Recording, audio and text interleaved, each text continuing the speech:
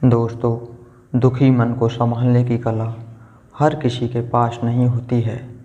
हम मदद के लिए आए हर व्यक्ति को खुश करना चाहते हैं, पर अनजाने में ही कुछ ऐसा कर बैठते हैं कि दुख से भीगा हुआ दिल और भी व्यथित हो उठता है। क्या कभी आपके सामने भी ऐसी स्थिति आई है कि आप बेहद नाराज़, निराश या चिड़चिड़े हों और किसी से बात तक नहीं करना चाह रहे हों? ऐसे में आप क्या करते हैं? क्या अपने आप को बाहरी दुनिया से काट लेते हैं या फिर अपने प्रियजनों को मन की व्यथा बताते हैं? ऐसी स्थिति में हमसे ज़्यादातर लोग पहले वाला रास्ता चुनते हैं और ख़ुद को बाकी सबसे अलग, बिल्कुल अलग थलग कर लेते हैं। दरअसल में हम ऐसा मानते हैं कि अगर समस्या हमारी है तो समाधान भी हमको ही ढूंढना पड़ेगा, जबकि हर स्थिति में ऐसा नहीं होता है। कई बार हमें अपने मन की बात दूसरों को सिर्फ बताने भर से आराम मिलता है। कभी कभी दूसरों की सलाह भी राहत लेकर आती हैं, लेकिन ऐसी किसी स्थिति में बात करना सबसे ज़रूरी होता है और यही नियम उन लोगों पर भी लागू होता है जो मदद मांगने आपके पास आते हैं। उस सूरत में आपको एक सच्चे साथी की तरह सहायता करनी चाहिए। तो दोस्तों, आज मैं आपको इस परेशानी से, दुखी मन को परेशान होने से बचने के लिए कुछ उपाय बताने जा रहा हूँ, जो आपको इस छोटी सी वीडियो के माध्यम से बहुत कुछ अच्छी सीख जानने को मिलेगी। नंबर 1, रूखा या आलोचनात्मक रवैया ना अपनाएं। याद रखें कि आपको काम मुसीबत में पड़े व्यक्ति की मदद करना है और मदद का अर्थ है हमेशा रुपयों पैसे से नहीं होता है। सामने वाले की व्यथा सुनने से उसे समझाना भी बहुत बड़ी मदद होती है, लेकिन ऐसा करते समय भूलकर भी उससे अटपटे सवाल ना पूछें। मसलन, तुम्हें शायद गलत लग रहा है या ऐसा तो संभव ही नहीं है कहने से बचें। ये तो कतई नहीं हो सकता, ऐसी स्थिति इतनी भी खराब नहीं है। कहने का मतलब यह है कि दूसरे को दुख को अपने तराजू में न तोलें, क्योंकि उस कष्ट को, उस दौर से वह गुजर रहा है, आप नहीं।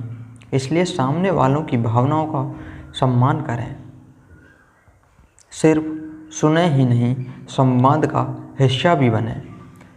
हमारे अंदर कहीं ना कहीं एक डर ऐसा छिपा होता है कि सामने वाला अपने दुखों और परेशानियों का सारा भार शब्दों के ज़रिए हमारे ऊपर डालना चाह रहा है। इसलिए हम उससे कटने लगते हैं और बात तक करने में कतराने लगते हैं। इसके विपरीत यदि आप सामने वाले की परेशानी को सुनकर उससे उसकी परेशानी से संबंधित कुछ सवाल पूछेंगे, तो हो सकता है कि उसे अपनी समस्या के समाधान का कोई रास्ता मिल जाए।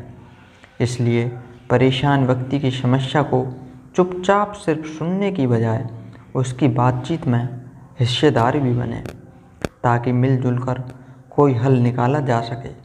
अपने कड़वे अनुभव साझा ना करें। यह ध्यान रखें कि आपका काम खुले दिल दिमाग से सामने वाले की परेशानी सुनना है और उसे भावनात्मक सहारा प्रदान करना है।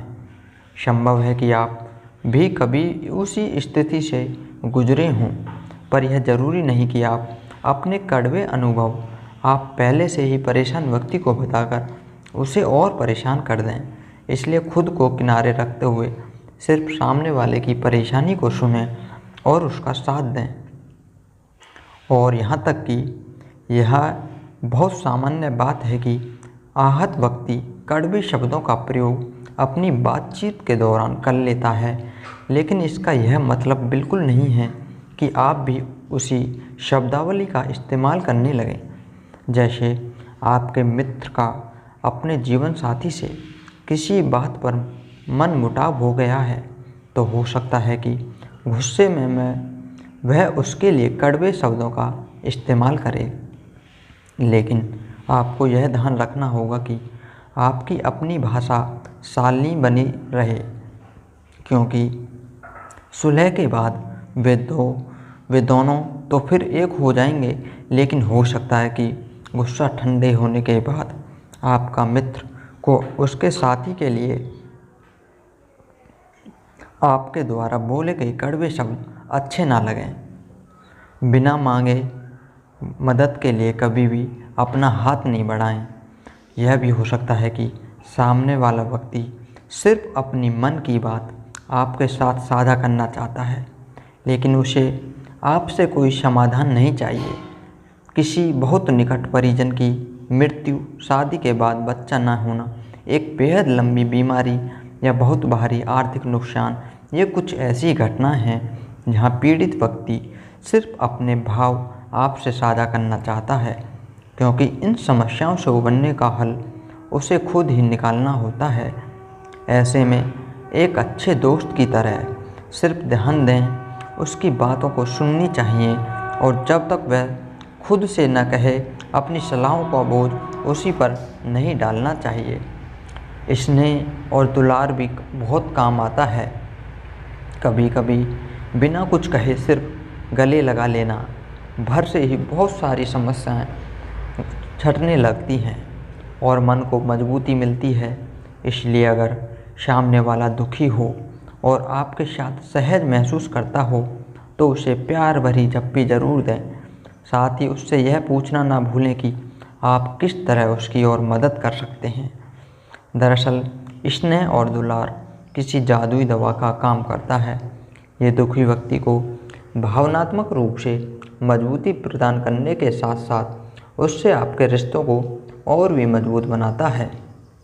तो दोस्तों, आपको इस छोटी सी कहानी के माध्यम से बहुत कुछ समझ में आ गया होगा। तो इसलिए कभी भी मन दुखी हो, निराश हो, परेशान हो तो अपनी बातों को कभी अपने प्रिय मित्र, अपने दोस्त, अपने रिलेटिव रिश्तेदारों के साथ साझा ज़रूर करना चाहिए। ऐसा करने से हमारी मन को बहुत ज़्यादा शांति मिलती है और हम बहुत बड़ी परेशानियों से काट लेते हैं।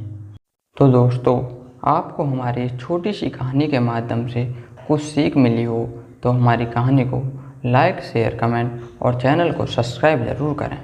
धन्यवाद।